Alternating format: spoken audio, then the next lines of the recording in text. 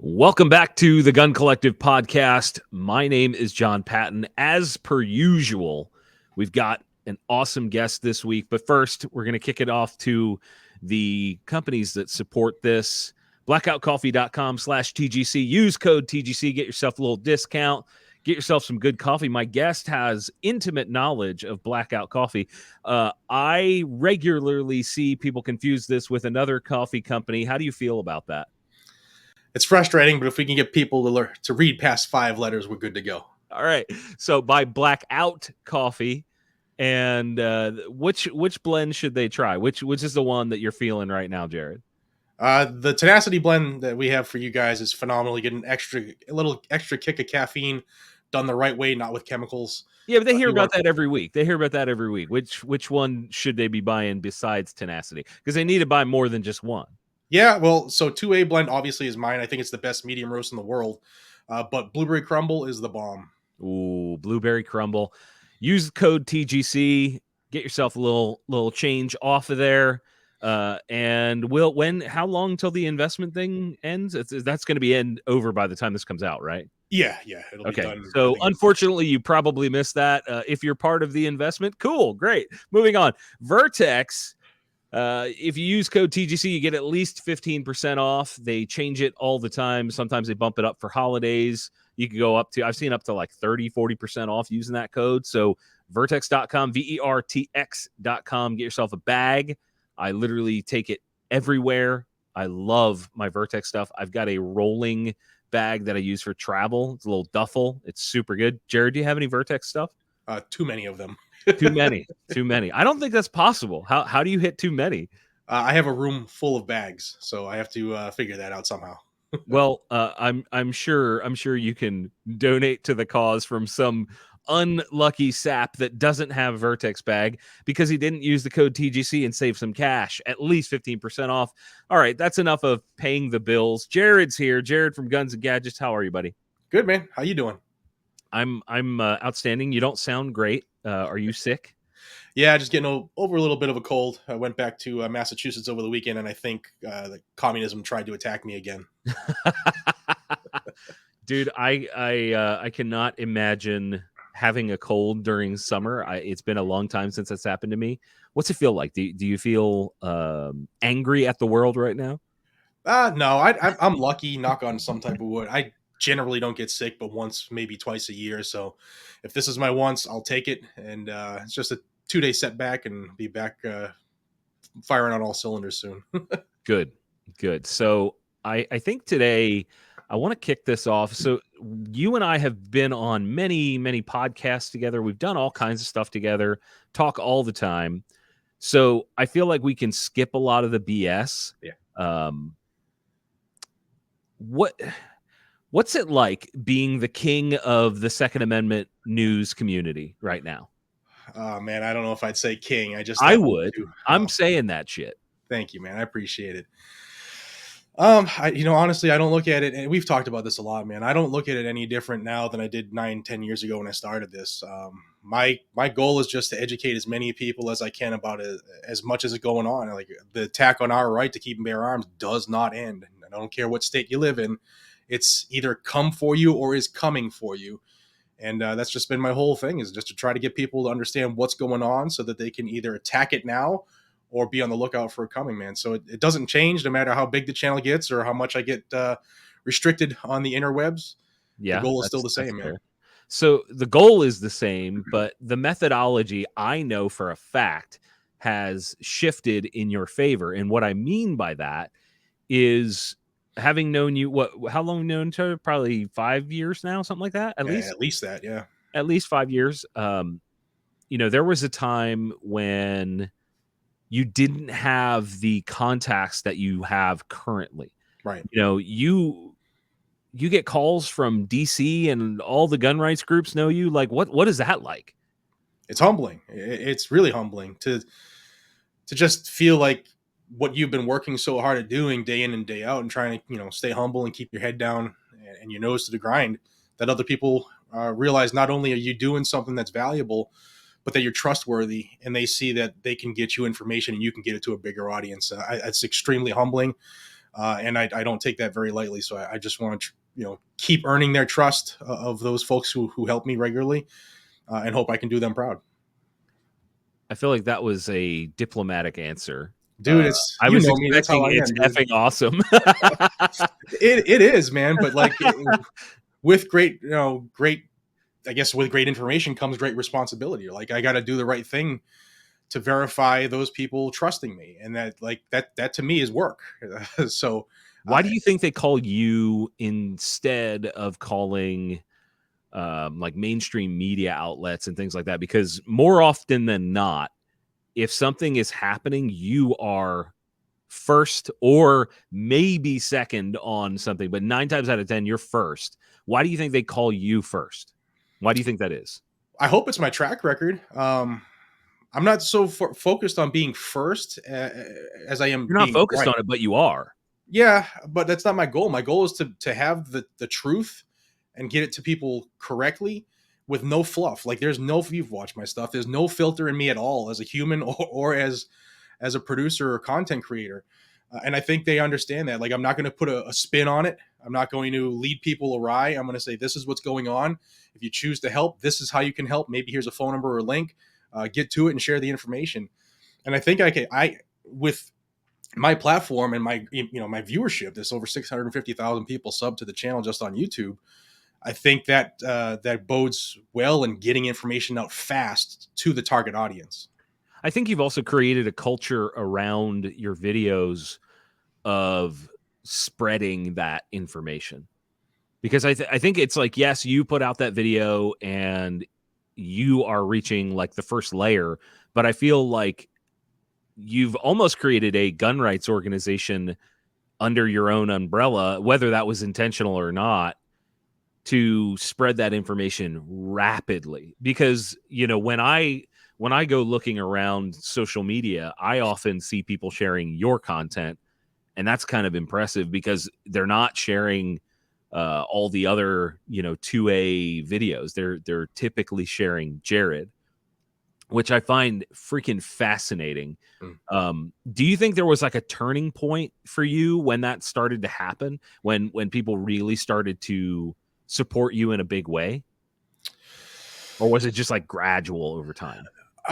Well, if you ask me personally, it was gradual because, doing the same thing pretty much for 10 years. And for the first 3-4 years, nobody watched, because at the time, YouTube was more cat videos, right? Sure. And people didn't go to YouTube University for breaking news, especially Second Amendment news. Because a lot of what I do is there's a lot of studying behind each video. There's a lot of research, whether I'm reading litigation or legislation, or trying to bring up old court cases and try to translate that to people and what they mean on a current lawsuit. It's a lot of work, and it can be very intimidating for people. So I think it's been a gradual increase, but there definitely was a point, and I don't know if I can point to a specific event. Actually, I actually think it was when Donald Trump, his cycle, when he was running for president. And if you remember, the Republicans, there were like 15 or 16 people vying for the seat. And the same was true on the Democrat side, except every one of the Democrat candidates said, I'm taking your rights. Remember, hell yes, I'm taking your AR-15, Yeah, I your remember that AK-47. crap. And when people started to pay attention about how many anti-gun communist people wanted to take the role of president, people started to look for more information. How can I learn more about this guy or gal or what they plan to do? And that definitely brought more eyes on the channel, and that did help grow the channel. But I don't think I've been doing things differently. But I just think that Americans are more interested with their rights. They see now the truth. More people are waking up, and they want to actually be part of the fix now. You know what's fascinating to me is how many people sort of woke up, for lack of a better term, during the pandemic timeframe, like mid 2020 to say 22. I saw more people starting to go, wait a second, or maybe feeling comfortable with publicly saying, wait a second, and questioning the motives and direction of politicians, the municipalities, the country as a whole. what do you think caused that in a specific way? Like, what was there like one thing, or did people just go, I'm sick of this crap? What do you think it was during that time? I think it was when the government told people you couldn't leave your house. That Mm-hmm. woke a lot of people up, because What do you mean I can't leave? that had never happened before for something where a couple people were sick, right? Dude, they were you lived in Massachusetts at the time. They were like arresting people at borders and detaining people over that crap. Yeah, it was crazy. It was absolutely crazy.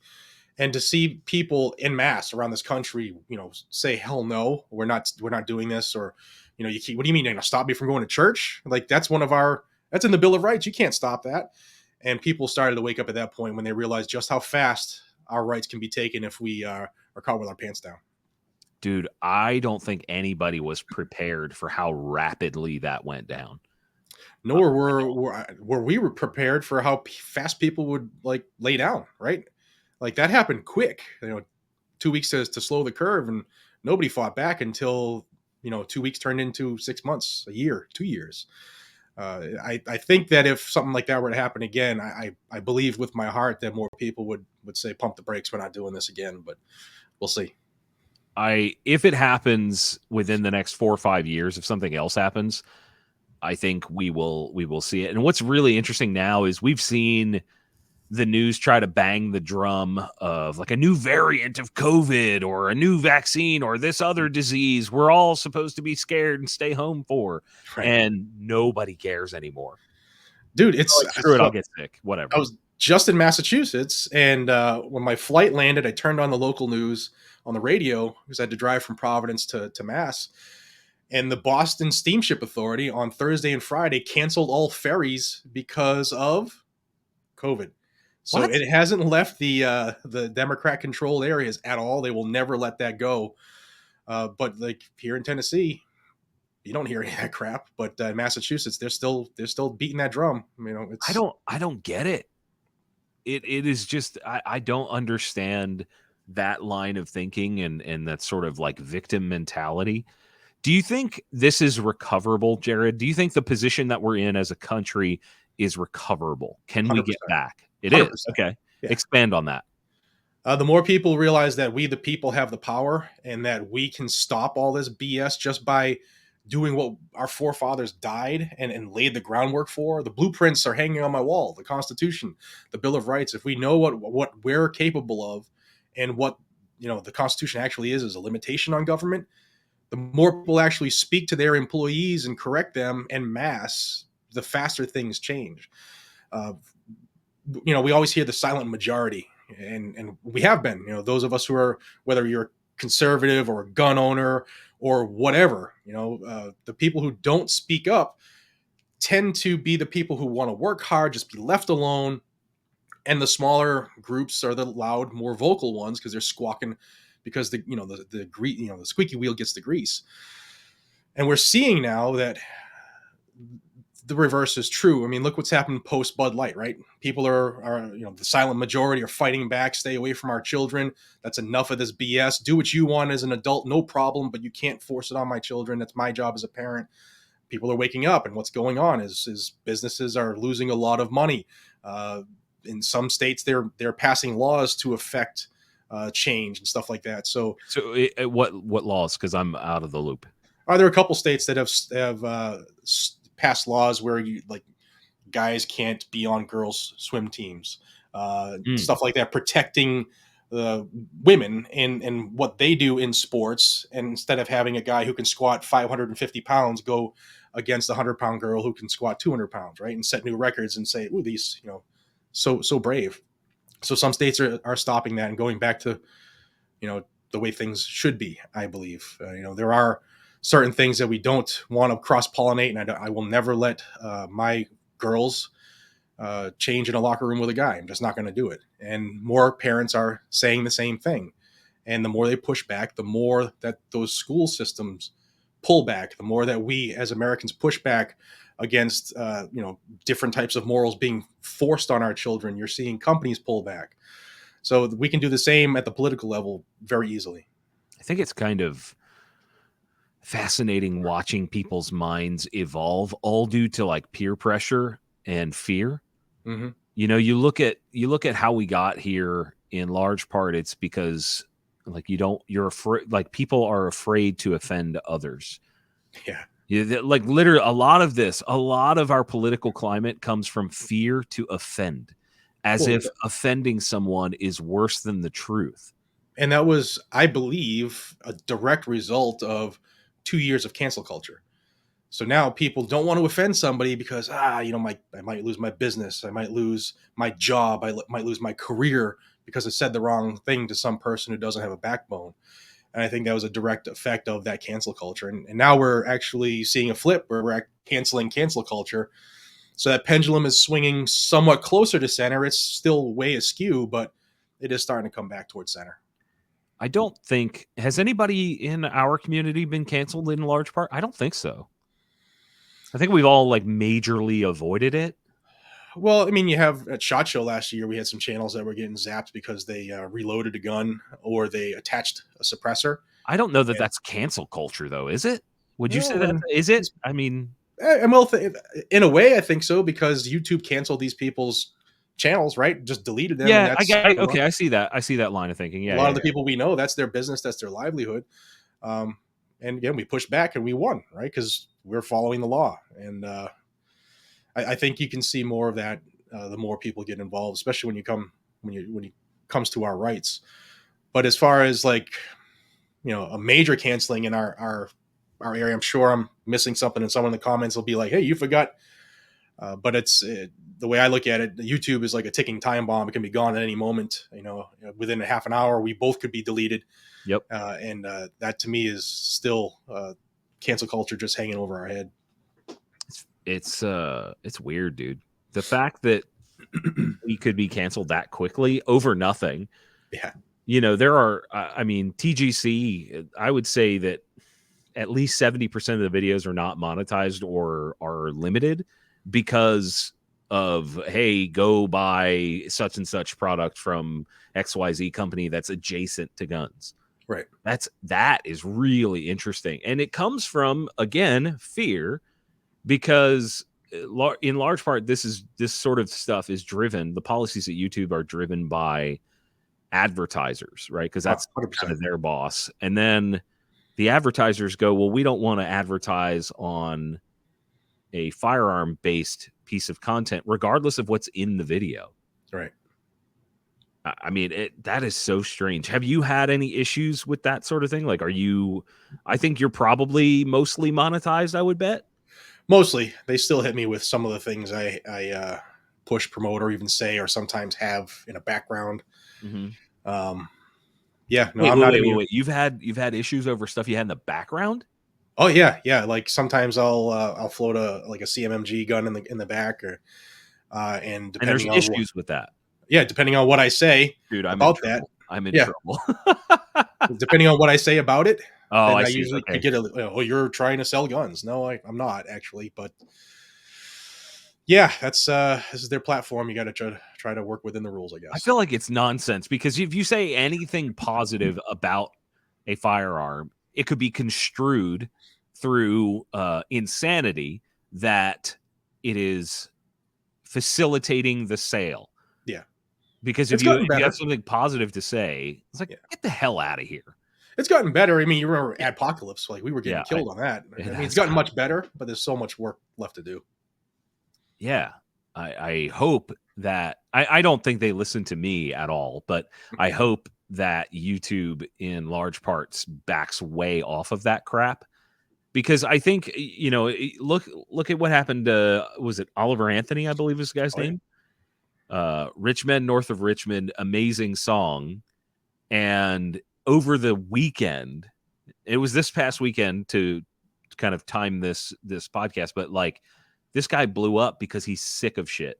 And I think a lot of people are just sick of being treated like somebody that's not an American because they believe in traditional American values. It's fucking weird. Yeah. You're called a right-wing extremist if you believe in liberty. It's insane. Is liberty extreme, Jared? Well, old England might think so, but we don't, right? Do you think they think that, like, right now? So they've gone through their own version of bad politics and all that sort of stuff. Do you think that they have this longing for freedom like we do? I think so. I think like I was talking to somebody from Canada about 3 weeks ago, and they're wishing they had a Second Amendment. You know, they're wishing they had a little more individual liberty. So I think America's an experiment. We're the longest running experiment of its type, and a lot of things we take for granted. There are other countries that would literally die for, and our right to keep and bear arms for not only keeping the country safe, but for ourselves and our family and our communities is something that's valued across the world. Yeah, we've seen populace after populace that was disarmed cease to exist in large part. Yeah. Genocide and disarmament go hand in hand. And we talk about it, and everybody's like, oh, that wouldn't happen here. And then my first response is, ask the Japanese. Ask the Japanese if that would happen on American soil. Right. 100%, man. A lot of people don't remember that. I mean, how could you not? How could you look at the U.S. government and go, yeah, I trust you? We don't teach it anymore, man. People like to believe what they're told a lot more than they like to dig in and find out the truth for themselves. So a lot of that stuff gets brushed under the rug unless people actually, keep it at the forefront and start educating folks. Do you think they're like purposely removing that stuff to make people think that America is different than it is? I mean, at the same time, they're knocking down statues and shit. Yeah. So, like, where is the real part of history? Because if we're going to talk about the bad stuff, like all the founding fathers owning slaves and things of that nature, let's talk about how the U.S. government put people in fucking internment camps, right? Yeah, that also needs to be said. Yeah, you can't erase history. And like when they were knocking down all those statues, like you said, or renaming streets because if somebody was offended by a street name, that's a pretty friggin' weak person. But I think we have to acknowledge the wrongs, even from people who are trying to do right, and realize that, in the 1700s, life was different, and then they did things based off the way life was being done at that time. Doesn't mean, that they still didn't want this country to be great, and they didn't want you to be free and have every opportunity you could to, to do what you wanted and not have a government tell you what you needed to do or how to do it. They did some bad things. Everybody's done bad things, but we have to learn from that and try to become a better person and a better community and a better country. I think trying to erase that and pretending it never happened opens the door for all that to be repeated again. We're going to do a thought experiment here. Okay. Take Thomas Jefferson, drop him in Manhattan 2021. What do you think he says first? What the fuck? Oh yeah, you think overall, like, what is that shiny thing on the building? No. He just goes, "What the fuck?" Yeah, is this what we died for? Yeah, I think they would probably be Revolution 2.0 being thought about and talked about at bars and stuff like that. Yeah. It makes me sad that the Tun Tavern no longer exists here in Philadelphia. That's for those that don't know, the Tun Tavern is where the Marine Corps was born. Right. And that building no longer exists. It actually exists in what is called colloquially the Gayborhood. Yeah. Here in Philly. It's really interesting that I don't know why the building got torn down. So it could have been like it was falling apart, so they took it apart. Like whatever. I'm not accusing anyone. I just think it's interesting to see that sort of stuff get taken down and other things survive from that era. I live in you lived for how many years in part of the country where things were born, ideas and concepts were founded. Do you think living on the East Coast changed your perspective on freedom? 100%. In what way? I've tried to at least twice a year. I would go to Lexington Green. I'd go to Concord. I'd go to the Old North Bridge, the Old North Church. I'd go to the Freedom Trail. I'd go to Bunker Hill, sites of key battles in the early days of the Revolution, because not only they're there, right? And people, like, I'm a big proponent of history. Like, you need to understand what people fought for and why they did it and the reason behind it, so that you can perpetuate individual liberty and freedom. But to me, it changed me, being there. Like, I remember the first time I ever went to Lexington Green before Guns and Gadgets was even a thing. And I was sitting on one of the park benches and looking around. And for somebody who doesn't know what happened there, it just looks like a big green park in the middle of a very busy area of a city. And, surrounded by 3-deckers, a couple old colonial homes that they preserved. But if you look around, it's like nobody knows what happens there. And people are just speeding by or walking by. And it for me, it's like those people don't get it. Where when I look out there and sit on the benches and I see the memorials and I see the rock where the militia formed the line, to me it gets emotional. And like, people died on this land, this plot of grass, so that America could be a thing. They took a thought, a belief, and fought the world's biggest and toughest navy so that we could be free today. And I think it changes you when you're around that regularly, because you see the sacrifice. You can go to Sam Adams' grave. You can go to John Hancock's grave. You can go see Paul Revere, where he was captured, and all the things that we should know about and they really don't teach about anymore. As a New Englander, it's stuffed in your face. And I think it definitely changes. It changed me. Like, if I were to live in like Arizona, none of that would be around. I'd probably not be force fed, the freedom fighters, the militia, the patriots, and stuff like that. So I definitely think living on the East Coast screwed me up in the brain to the point where I think that we can still fight for liberty. Do you think they'll change the name of the Patriots? No. You don't think they have the balls to try that? No, I think New England would fight back big time. I swear to God, you're not changing the name of the Pats. No, man, it's Wicked Pissa. The friggin' Pats, bro. Tom Brady.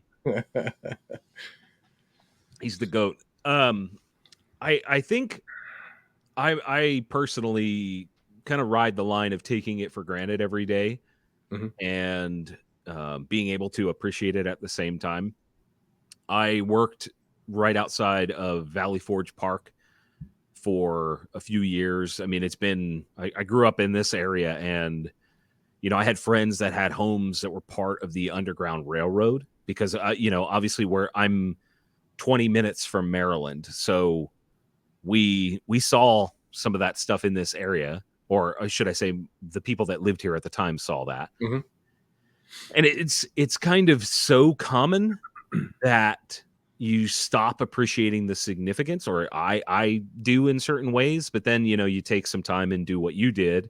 And in my case, that would be going into Philadelphia, Old City, and seeing some of the graves that are still in that area, Constitution Hall, the Liberty Bell. To me, the Liberty Bell has been turned into, I guess, a tourist trap.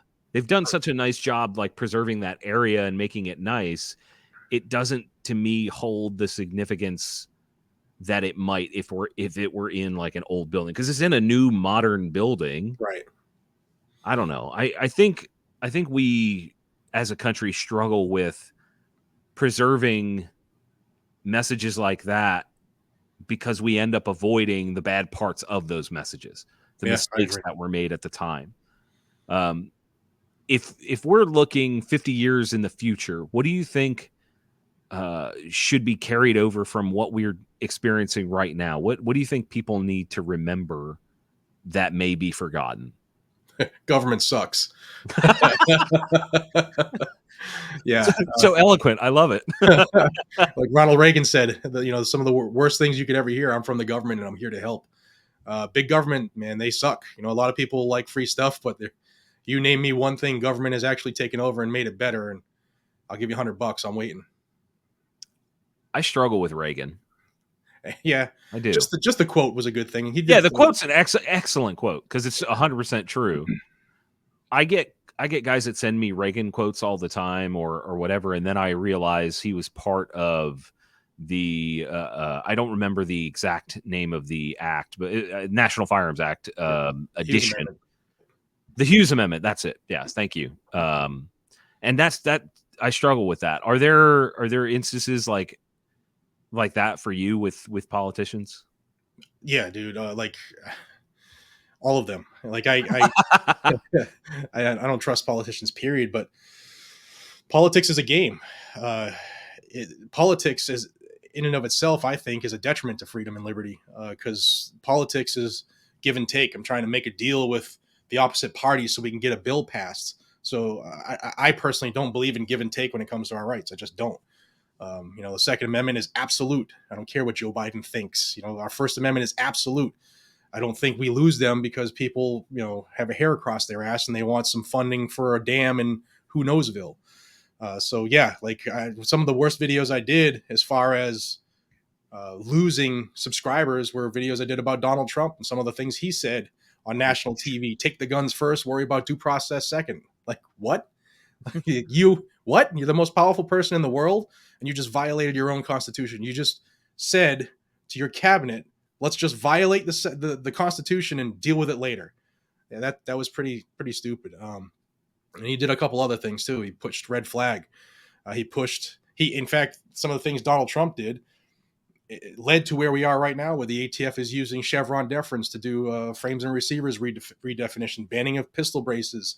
And next weekend, right around probably 2 weekends from Labor Day, we're going to have another rule come out for universal background checks. So they're only following that because that's how Donald Trump got the bump stock ban to go through Chevron deference as an administrative rule. So yeah, I find problems with all of them. I struggle with the weird blind reverence for Donald Trump. Yeah, I get it. He said, I think his meteoric, you got to remember, he was a New York Democrat for a very long time. Right. And his meteoric rise to fame was because he's not a politician. He said what we were thinking, what a lot of us were thinking at that time, right? And had the gonads to say it and ran on that. And that's why he won. And I think a big reason on why he had so many dead people voting against him was because the same I like that jab, dude. That's good. The same thing is he said he had no filter. He twittered all the time. And I think that was his big downfall too, as far as his popularity. But, I'll say right now, as a business owner, Donald Trump was the best president of my lifetime and maybe in our history thus far, as far as running this country like a business, trying to balance a budget, although he did do some things that caused the deficit to skyrocket now. But we were doing much better individually. 401ks, savings accounts, interest rates, gas prices, cost of living, crime, stuff like that was a lot better under the previous administration. But as a business owner, I think he was the best as far as policies for the country, especially foreign policy and treating this country like America first. I think that was something we needed and we probably need back. I don't disagree with the core idea, but we're going to continue that line of thought after we talk about Blackout Coffee one more time. For those that don't know, Jared is actually part owner of that company. Mm-hmm. Jared, what makes Blackout different? Dude, our whole goal is to make the best coffee. We don't care about anything else, any other noise. We buy the best beans from around the world. We roast it ourselves. Our recipes that we roast, we try to get rid of all the bitterness so that it's the best cup of coffee. It's strong and bold, kicks you in the pants, but it's not bitter. And we do everything in-house. We are 100% focused on customer service. The coffee that you receive when you order it has been roasted within the last 2 to 3 days. Everything is small batch. We don't cut corners. And we try to just bring you the best coffee, tea, and hot chocolate that exists in the country. I was slamming down the English breakfast tea. That's my jam. Like a midday pick-me-up. That's what I go to. And all I can think is, this is damn good stuff, and I'm proud to be a part of the family. Guys, use code TGC. Get yourself a little discount. Buy some tenacity. Buy some tea. Throw the tea in the water if you want. Yeah. You're allowed. I don't care. Boston Harbor is a thing. And also check out Vertex, VERTX.com, and use code TGC. Get yourself a discount. That supports the channel, supports the podcast. We really appreciate it. Jared loves them too. He's here and he loves them. Look at him loving it over there. All right, let's keep it going. Let's keep it going. So I really struggle with our lack of a good candidate for the Republican Party? Because I see myself as a libertarian, and I know there are people out there in meme lord culture that think it's weird because we pushed past libertarian being acceptable, and now people have said I am a hardcore Republican and libertarians are dumb because they don't win elections. I think the idea of that is lunacy, but we don't have a good Republican candidate to go against the child sniffer in office. Mm-hmm. How do you think that we get there? Is it possible for this election cycle, or are we just drunk on Donald Trump again? That's a good, it's a good point in the way you say it, but there would be a large portion of this country that would disagree with you because they are firmly within the MAGA camp, right? And they think that Donald Trump is the answer. And part of some of the things they believe and why he could be a solid choice, I agree with some of it, not all of it. In the fact that he would be what's termed, a lame duck president. He doesn't have to worry about re-election. He can just get to the core and attack what needs to be attacked. And I think that's something that Bowles watching. DeSantis, he's got issues. He's a great governor. Can he carry that over on a national level? I don't know. I don't think he has a chance. I don't either. Not as long as they keep stacking the deck against Donald Trump and trying to indict him on all kinds of experimental charges. When the people who are actually doing what they're charging him for are sitting back laughing, like Hillary Clinton and Hunter Biden and the like, and Joe. But in watching a couple of weeks ago when I was in Florida for Blackout, Glenn Beck had all of the presidential candidates sit down with Tucker Carlson, and he interviewed them one-on-one. It was the first time I ever got a chance to hear, I'm going to screw up his last name, but Vivek Ramaswamy. I can't say, I'm sorry, I just butchered his name, and now I pay attention to him a little more, and he says some solid stuff, man. Like some of the ways he says things should be done, or we should change policy, or why we should do things. He's got a solid head on his shoulders, but does he have the support? No, I don't think so. I've heard that guy's name out of two people's mouths. I heard it out of Sebastian Gorka's mouth when we had lunch with him while we were in the DC area. And I heard it out of your mouth just now. I don't know anything else about the guy. I'm purposely avoiding that nonsense because it makes me angry, but who is this guy? Is he running on the Republican ticket? Yeah, he's running on a Republican ticket. He's a business owner. He's not a politician, and has a lot of the takes, the vision of that of, let's fix this. This is a business. America's kind of like a business. And I like a lot of the things he says. And I don't know all of the... Sorry, go ahead. I was saying, I don't know all of his platform. So he might say some things that I think are absolutely insane, but I don't know that much yet. But the things I have heard are pretty solid. It would be interesting to see, because Mike Pence is out because he turned on Donald Trump. Yeah. Weirdly, really strangely turned on him. Do you think this Vivek guy could make a good VP choice? Yeah, I do. Because he has just, he's Republican. I don't know if he's been Republican for a long time or conservative values, but he has that trend. And the way he has a different way of looking at things, I think could complement somebody who might be an established politician, to have somebody who looks at things a little differently and can get you an answer to a problem that might not be the normal tract for politicians. I think that's a good thing to have. Somebody who thinks of things differently, thinks outside the box, and can actually make an administration better because of it. That'd be really interesting. Let Trump be the mouthpiece and let this guy, if he's legit and not a turncoat in disguise, let him enact some things and take charge of some things. It would be really interesting to see some congressional reform. That would be amazing. Term limits or something, that would be, I mean, talk to me about the failing health of some of the most prominent quote unquote leaders in DC. What the hell is happening? Dude, they just want to stay on as long as they can to be as rich as they can because it's so damn crooked up there. I mean, Feinstein literally looks dead in the wheelchair that they're pushing her around in. She gave looks like up. the Emperor, like the last days of the Emperor of Emperor fucking Star Wars. Palpatine.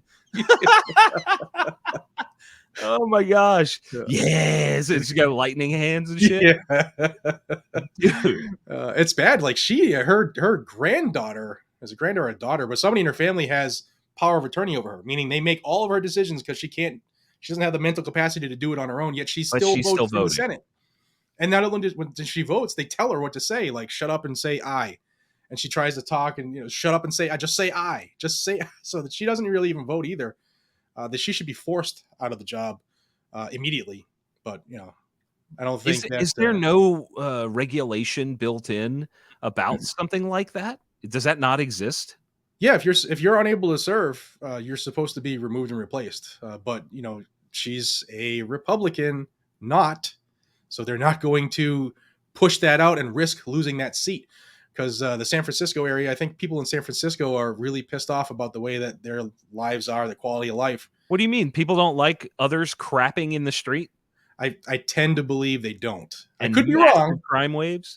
I could be wrong. But yeah, the way it's always been hasn't been working, and it's only getting worse. So the last thing they want is to void a long-term seat that's been guaranteed to vote the way we need it to vote, and potentially lose that seat because they don't have a huge majority in the Senate. Remember, because Emperor Palpatine must remain in control. So what about on the flip side, Pawsey McGillicuddy? What happened not that long ago where dude like literally had a stroke on live TV? Yeah. For those of you listening, Jared did the exact same face. Yeah, old Mitch McConnell, the turtle. What the hell, dude? He again, he's another one who's obviously, maybe it was just a bad day, maybe it was a medication he was on, but that's an issue. And you start to watch people. Are they there? Their mental capacity is their mental capacity running at a high level? You have not only those two, but don't forget Joe Biden too. He doesn't know where he is half the time and says the wrong things, thinks he's doing a lot more than he actually is. So we have 3 or 4 people in politics that need to be removed just because they've been around since the light bulb was invented. Since the dawn of time. Yeah. I really struggle with the fact that these people don't give a shit about the American people. They only care about remaining in office. Has Mitch McConnell acknowledged how bad that actually was? No, he says he's fine. Bullshit. No, he says he's fine. People that are fine don't pause for 60 seconds straight or however long it actually was. They don't pause and just stare into nothingness like you just killed a child in Afghanistan. That's not what happens to normal people. Yeah, man. No, they don't want to talk about that at all. Next, what are we talking about next? Let's talk about Donald Trump. Yeah, Donald exactly. Trump. Yeah. I don't know, man. I think we could really, really do with some reform in Congress and the Senate. I struggle because at the same time, when you open things up for reform, you open things up to all voters, potentially, depending on what's going on. And if we look at for example, the people that voted for Bernie Sanders and the 81 million people that 100% definitely probably voted for Sniffy. Yeah. If we open it up to them, we could end up with a result that we don't like. And there's always that risk, man. Always that risk. What's it going to take, Jared, for this country to fight back properly? What's going to be the catalyst? I think we're close, man. I think Americans, we're close to rock bottom as far as morale. Morale. The American dream is just about dead. Just like that song you said earlier from Oliver Anthony, man. That's how America is feeling. Like they're just getting stomped down. They work their tail off, work overtime, and they still can't make ends meet. With inflation so damn high, people have to decide what bills to pay, or are they going to skip bills so they can feed their kids? It's tough, and the only way out of it is to change what's gotten us there. And 3.5 years ago, it wasn't like this. And I think people are starting to realize what's causing this. And the only thing that's going to stop it is changing things. And it's on us. Like, we were given the tools when they created this country. We're given the tools to do this on our own before things have to be forced to be done. But people don't want to do the hard work anymore. They just want to, hope someone else will do it for them. Or, if you're a gun lover, maybe FPC or GOA or SAF, they should take care of that. And it's actually us. It's on us to do it. It's on the individuals. And it's on the individuals, the groups, and everybody in between, I think. Yeah, well, the groups can't do anything without the individuals, right? Yeah. So look at GOA. They can't do anything in your state if there aren't members in that state. So as an individual, you have to stand for your rights enough to send money to a group so that they can do, work on your behalf. And how do you support them? You get other people to either donate money or join or spread the word of what they're doing or why a rule or law is so bad and why it should be corrected. It's on us to do all that work. Spreading the word is free. Yeah, absolutely. Grassroots is the way to be, man. And that's how we change things. So I'm going to tell a story, and I'm gonna come back to you at the end of this quick story for your opinion. So Jared and I were invited to an event with a pro-gun organization, and this event took place in what I will refer to as an eyes wide shut type political party based rich people building. I don't really I don't want to get too specific, but it was in it was an incredible place, but it is clearly rich people land at this place. So we're there, and there's all these quote unquote influencer types sitting around this big table having a talk about the current state of things at the time. And they brought in a few people from Congress, the Senate, etc.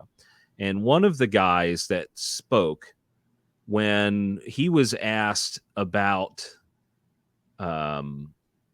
why things are happening, why changes aren't happening in DC, and that sort of that line of questioning, he essentially said, well, just take our word for it and keep voting. And I said to him, what about people that don't believe that voting matters? And I don't quite remember the words verbatim, but it was essentially, just trust me, bro. And I told that story because it came out of the mouth of somebody that works in DC.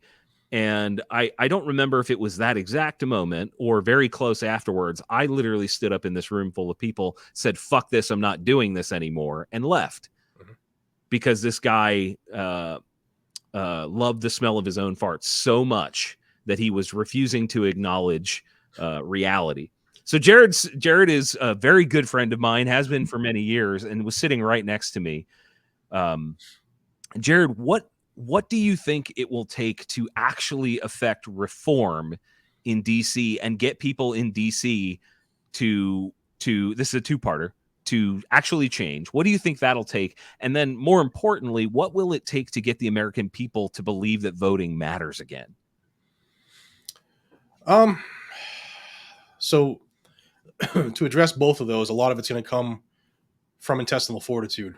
We the people, we have to get more involved. We have to want this to change. We can't just, bitch and moan about it.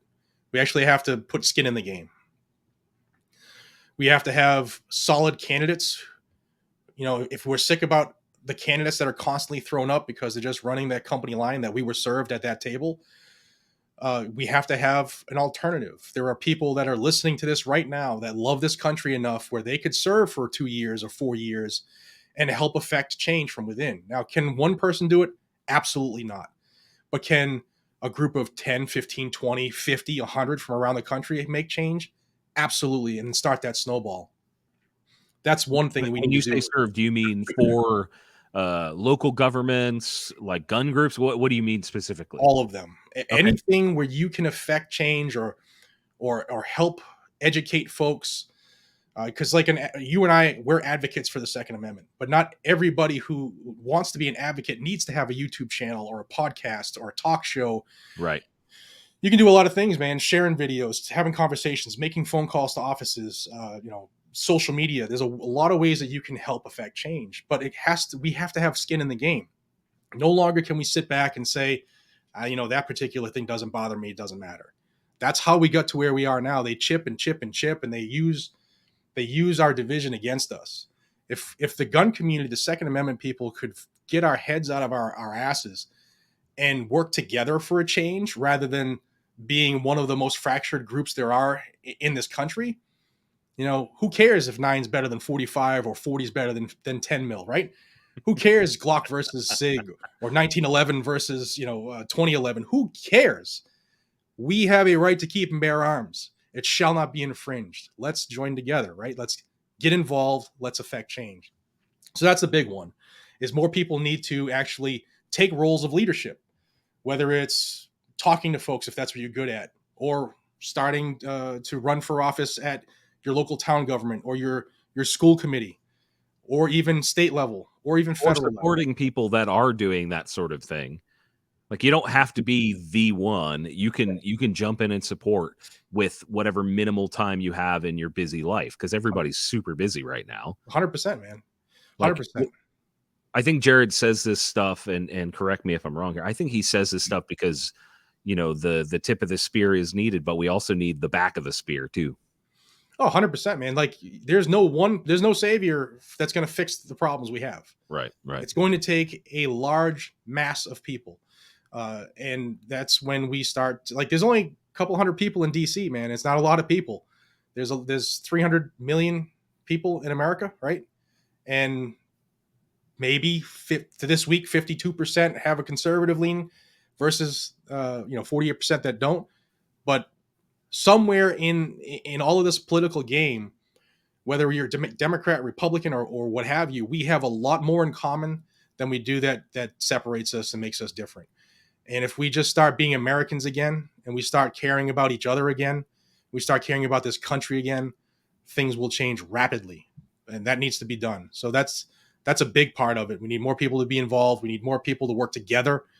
I mean, there are a lot of people listening to this who probably don't know who their freaking neighbors are, and they've been living together, in the same area for 20 years. That's not how you foster a community. That's how you destroy community. And then the second part is like, we were fed, like, DC. We got the DC answer, right? When you asked that question, we got I was so hot. We got the company line. We got the company line. And why do they spew that company line?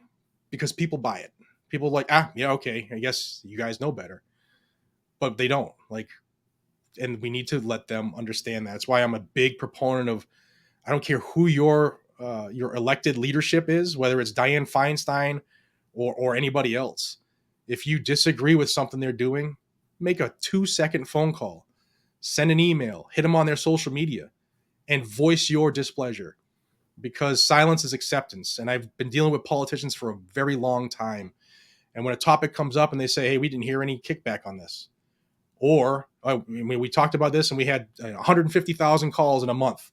So we realized that we were, maybe don't want to go that direction. It absolutely makes a difference. And there are people who are the naysayers out there, and there'll always be the naysayers, and you'll never be able to make them happy. But I'm telling you, I've talked to state politicians, federal politicians, people on Capitol Hill regularly. And when we, the people, make our voices heard, it does affect things going on in the Capitol. I could not have said it better myself. So my next question is a little bit more difficult to answer. Okay. Because it is a controversial topic. I regularly see people boasting that they want to do violence. they want to have a violence, and that there is a whole mass of people that believes that violence is the only way to enact change with our current status. I would bet money that you disagree. What's your thoughts? Because I know it's got to be all up in your comments. Yeah. people just burn it down, all that sort of shit. How do you respond to that? What's your thoughts on that? Well, is it one of the options we were given by our forefathers? Absolutely. Yup. Absolutely. But we were given other steps to do before that.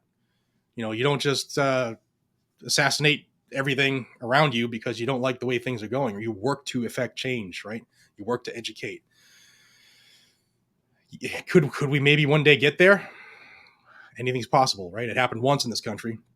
Could it happen again? Yeah, it could. But to only go to that last resort, I think, is doing our forefathers a disservice, because they all died when they signed that Constitution or the Declaration of Independence. They lost everything. Those people became hunted. They lost their families, their fortunes, their houses were tortured. Some of them were caught and killed. They put certain steps in place to avoid having to do that again, but left the option there if we had to. But they gave us the tools to avoid that at all costs. I think we should still be in that system right now of doing things that were given to us from our forefathers as tools to fix the problem. And to give up on that, I think, is doing the country disservice.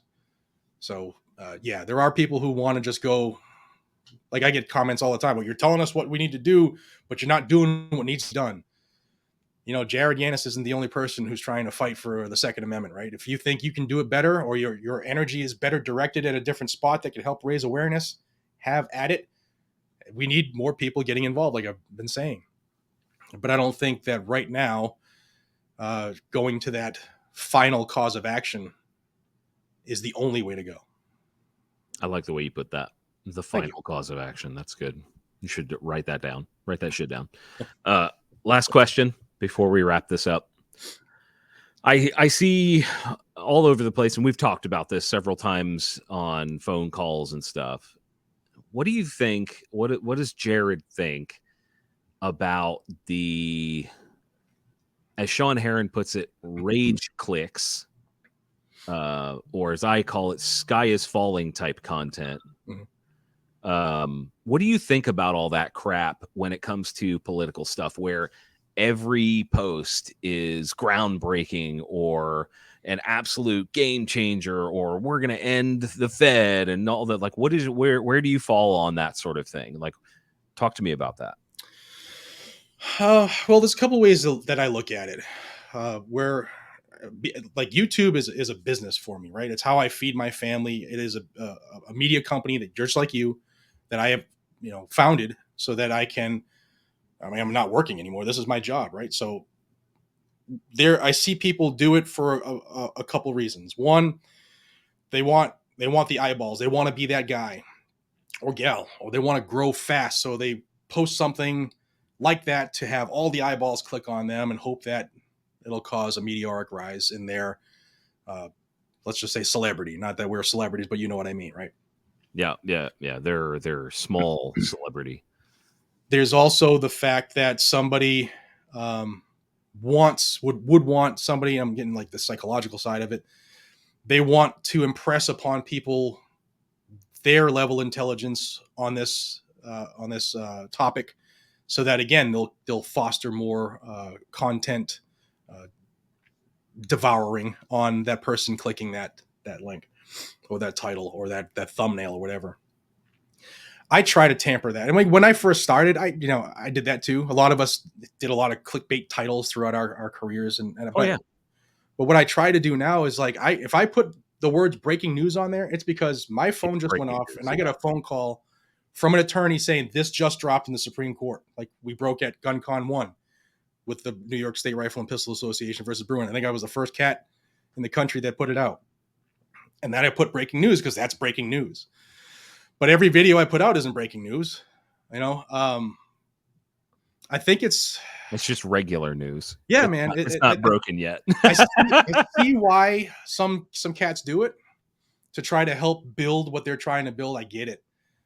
But I think it devalues the information, and it can absolutely affect the rest of the channels in that genre, who might put out something like, hey, this is huge news, or this just dropped, or this is about to come tomorrow. This is, heads up. I think it takes away from the importance of when we're actually dropping something big, or actually have a scoop on something that's coming. And I think those shock titles can actually detract from us in the long run. I think it's almost like it's a blend of like self-importance, arrogance, and desperation all at once, because we all have some level of that, like where we want to be first, we want to be the biggest, and like that, all those markers for not necessarily fame but success.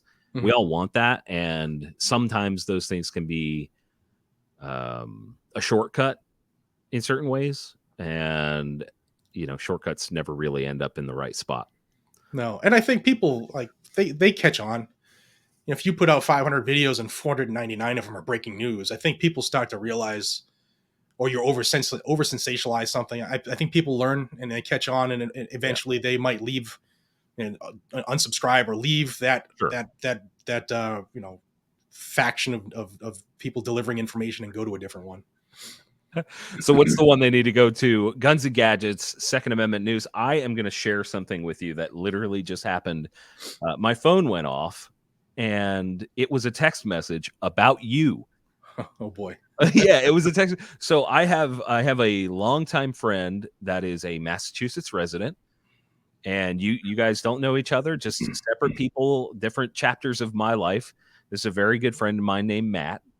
And I spoke with him the other day, and we got to talking about politics up there and all that kind of nonsense. And you bailed, which is great for you and your family. However, you are going back to speak. Yep. And I just got a text message going, "Hey, your boy is speaking at this event while I'm talking to you." He's excited about it. Oh, that's cool, man. Yeah. I don't know. I don't know if I'd say bailed. I fought there for a long time. Massachusetts, if you're a gun owner, forgive me. That is a no term. worries. You know how I speak. Yeah, no worries. But Massachusetts is still in my heart. Like your friend said, I'm going there on the 27th to speak for the local state level gun group. It's GOAL, Gun Owners Action League. The bill that was pitched in Massachusetts, it's a Bruin response bill. It's the worst in the country. Like, if you think California is bad, this bill in Massachusetts has more than California's does. The New York bills that are being sued 5 times in federal court, the Concealed Carry Improvement Act, Massachusetts bill makes that one look tolerable. So this is the worst bill I've ever seen in my career, and I don't say that lightly. So yeah, I'm going back to speak, and hopefully that a lot of people will be there, and I can energize the crowd and get them involved and being an advocate and how to affect change and stop this shit from happening regularly. Where freedom was born, and it's going to take a lot of people to actually, like we've been talking about, get involved, put skin in the game. I don't know if this will come out before or after your appearance. So if it comes out after, man, what a great speech. I'm so proud of you. And if it comes out before, I can't wait to hear your speech. Appreciate it. One last time, I'm going to say check out our sponsors. I'm not going to bug you with an ad read. blackoutcoffee.com/TGC and Vertex. Use the code TGC on both of those. VRTX.com. Jared, is there anything that you want to share before we roll and I let you go back to your day? Just if you haven't checked out my channel and you love the Second Amendment, give it a try, give it a shot. And I put out news multiple times a day, so check back often, because YouTube will not tell you every time I put out a video. I try to do 10 to 15 a week, because there's just that much stuff. There's just that much happening in our world. So if you want to stay in the loop, check out the channel, and hopefully you found a home. One of the hardest working people in GunTube right now. Jared, thank you for being here. I appreciate it. And as always, guys, thanks for watching, listening, etc. We'll see you next time. Bye.